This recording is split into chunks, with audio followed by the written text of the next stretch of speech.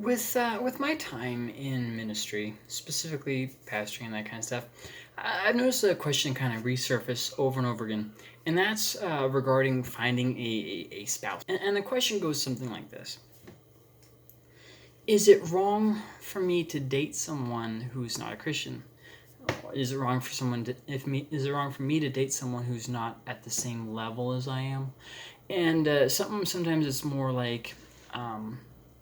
Is missionary dating wrong? Is it wrong for me to witness to somebody in the hopes of getting them saved, or date someone in the hopes of them getting saved? Here's the thing: the entire thought process behind that is just wrong. So first off, let's deal with the question of is someone is the same level as you. It's not really like that. You're either saved or you're not saved, and if you're saved, you're growing in the faith, and so the question is, are they serious about being a Christian, or are you serious about being a Christian?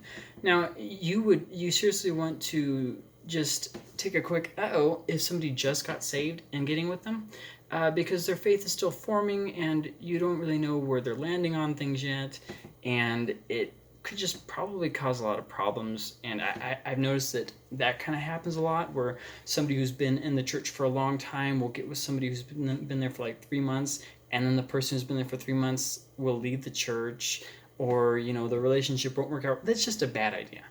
You want to wait to get with somebody until you're a little more spiritually mature, and then also wait to date somebody until they're spiritually mature. So that kind of answers the whole thing about dating somebody who's just getting saved and all that. But here's the thing: you wouldn't put somebody as a pastor in hopes that they get saved, right?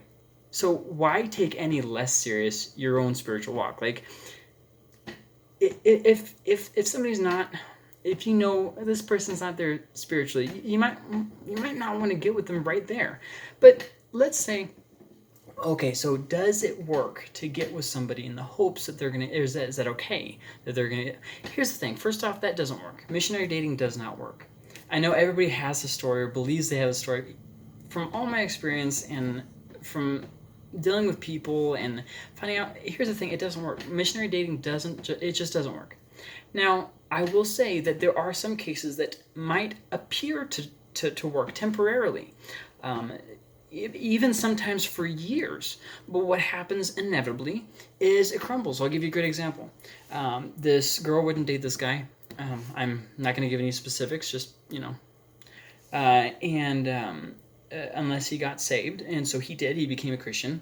And then later, he became a huge problem at the church he was going to, doing very illegal things with money, very backdoor deals, so they could get different sales perks.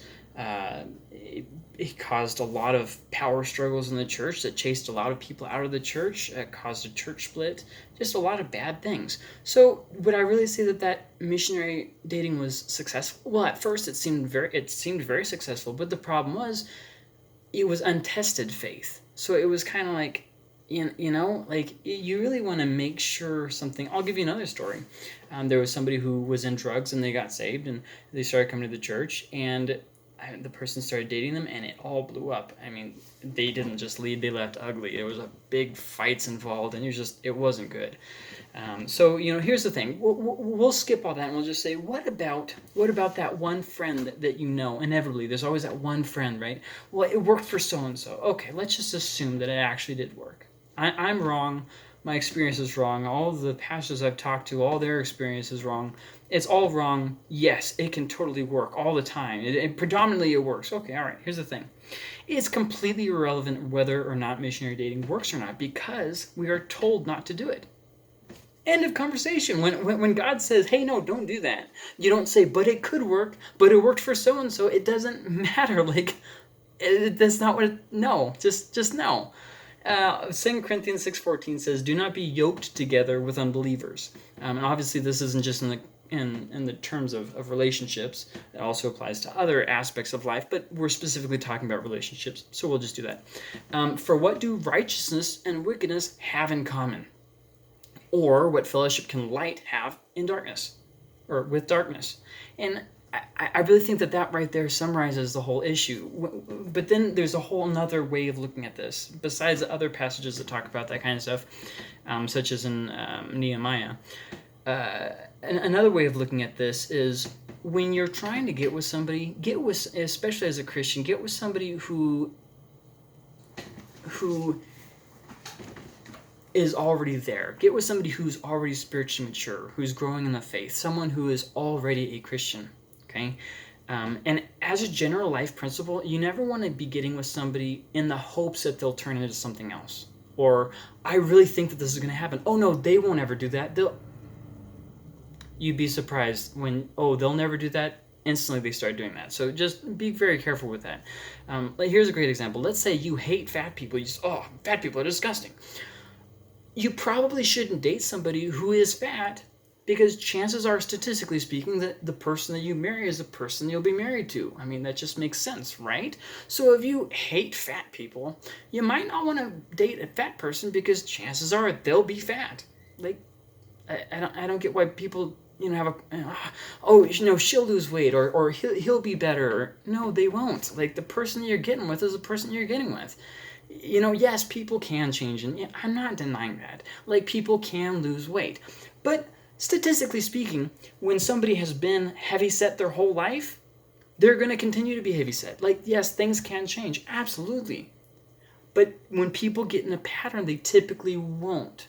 A great example of this would be a pastor who's been doing something for 20, 30 years. He probably won't learn the new ways. And if he does, he'll learn it kind of grudgingly and kind of hold on to part of the past. That's just something that's going to happen. It's something where, yes, people do change, and you need to believe that people change and pray for people, but don't get with somebody in the hopes that they're going to change. Does that make sense? Like, yes, pray for people to change and grow, and great things. Don't commit yourself to somebody who is not currently present reality changed.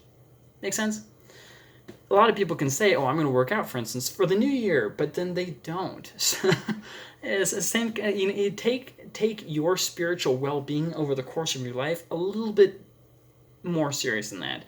And then there's other things you want to look for too, like similar political views, right? Like, you wouldn't get with somebody if you're like Joe Biden is the best president ever. You probably wouldn't want to get with somebody who's like, President Trump is the best president ever. And it's like,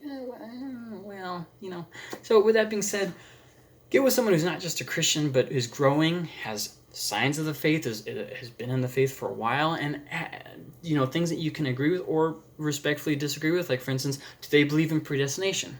Do you not?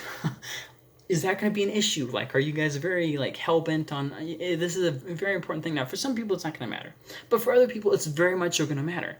Like, when there's two different faiths involved, like let's say this person's a Jew and this person's a Protestant, and they get together, it's just not going to work probably for very long. Like, yes, obviously there's that one time that it does, but typically you don't want to build your life on, I hope, let's see if this works out. Especially because if it doesn't, you will have ruined your, I shouldn't say ruined your life, that's too harsh. It will have greatly negatively influenced your life and their life and the people around you and the friends that you had together and the church situation. Just, oh my goodness, when you have kids, it gets to be really complicated. It's just probably best if you just circumnavigate that by listening to what the Bible said in the first place. Hey, can I do this? The Bible already said don't. So probably best to just say, let's not do that.